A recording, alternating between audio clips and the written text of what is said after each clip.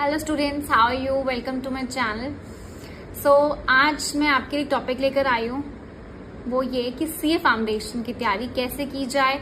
और most probably जो सबके दिमाग में क्वेश्चन आते हैं कि सीए करना तो मुश्किल है, सीए फाउंडेशन को फर्स्ट अटेम्प्ट में कैसे निकालें, इन्हीं सबका सॉल्यूशन लेके मैं आज आपके साथ आई हूँ। तो सबसे पहले मैं आपको बताना चाहूंगी कि सीए मुश्किल है। सबसे पहले तो इसको दिमाग से निकाल दो, क्योंकि सीए मुश्किल नहीं होती। मुश्किल चीजें सिर्फ हमारे ब्रेन में होती है, नथिंग इज इम्पॉसिबल। अगर मेहनत की जाए तो सब चीजें पॉसिबल हो जाती हैं। तो सबसे पहले टिप मैं आपको देना चाहूंगी, सबसे पहले सीए के सिलेबस को समझो। सबसे पहले सारा सिलेबस गो थ्रू करो कि सिलेबस में क्या है, किस बुक में क्या क्या टॉपिक्स लिखे हैं। ठीक है।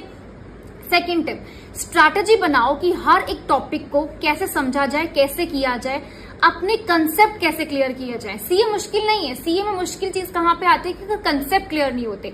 अगर हम स्टेप टू स्टेप सारे कंसेप्ट को क्लियर कर लें, स्ट्रॉन्ग कर लें और अच्छे से स्टडी करें तो सीए करना मुश्किल नहीं है। फाउंडेशन फर्स्ट अटेम्प्ट में क्लियर हो जाता है उन स्टूडेंट्स का जो अच्छे से चीजों को मेमोराइज करते हैं, कंसेप्ट को क्लियर करते हैं।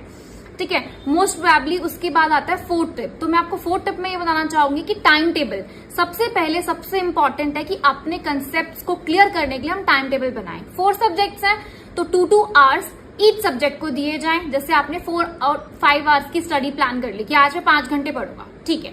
तो 5 घंटे में आप एक सब्जेक्ट को 1.5 आवर या 2 आवर्स करके डिवोट कर सकते हैं। 2 आवर्स मॉर्निंग में, 2 आवर्स इवनिंग में और 1 आवर और 1.5 आवर नाइट में आप डिवोट कर लीजिए कि जो आज मैंने पढ़ा वो सारा रिवाइज करना है, देन सोऊंगा। ठीक है। तो इसके हिसाब से आपका जो आपने दिनचर्या बनाया या आपने टाइम टेबल बनाया वो आप फॉलो भी कर पाएंगे और आपका अच्छे से रिवाइज भी हो जाएगा कि आपने एक दिन में क्या किया। ठीक है।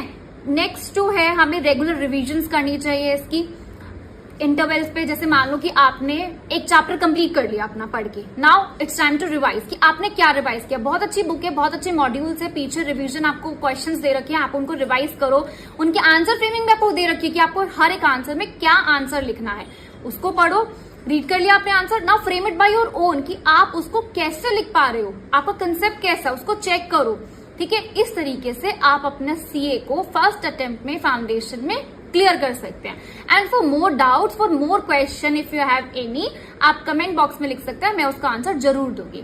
Thank you and follow my channel.